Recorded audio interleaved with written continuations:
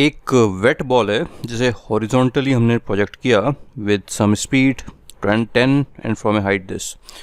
तो water drops detach in intervals of 1 second. तो पूछा है कितनी ड्रॉप्स डिटैच हो जाएंगी before it hits the ground and how far away the drops strike the ground from the point where the ball hits the ground.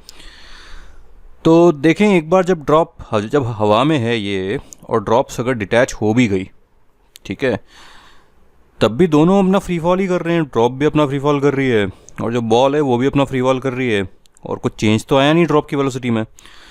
तो वो drops ball के साथ साथ ही चलेंगी पूरे टाइम, ठीक है। तो second part, how far the drops will strike, उसका आंसर है 0। अच्छा, कितनी ड्रॉप्स गिर जाएंगी, तो देखें टाइम ऑफ फ्लाइट कितना है। तो उसमें देख लेंगे कि एक एक सेकंड में ड्रॉप्स निकल रही हैं, तो टाइम ऑफ फ्लाइट का जो इंटीग्रल पार्ट है that will be our answer.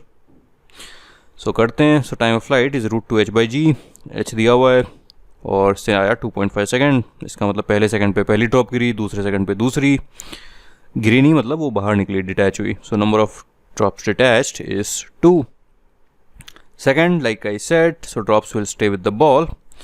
Technically देखो, इसको ऐसे भी समझ सकते हैं। वैसे मैंने बोला वो तो यही तरीका, लेकिन मतलब टेक्निकल टर्म्स में देखो कि drops will stay with the ball because when they are detached, balls and drops positions are same, ठीक है। their relative velocity is 0, भाई पोजिशन तो सेम है क्योंकि बॉल से ही निकली है drop. Second, their relative velocity is 0, है ना, कुछ भगाया तो है नहीं उसने उसको। And their relative acceleration is 0, दोनों ही फ्री फॉल कर रहे हैं तो दोनों ही जी से गिर रहे हैं। सो दोनों सेम ट्रेजेक्ट्री बनाते हुए गिरेंगे। तो पोजिशन, वेलोसिटी, एक्सेलरेशन तीनों का सेम है। किन्हीं भी दो ऑब्जेक्ट का अगर ये तीनों सेम हो तो वो हमेशा साथ ही चलेंगे, ठीक है। इस केस में वो दो ऑब्जेक्ट्स क्या हैं, बॉल और ड्रॉप्स,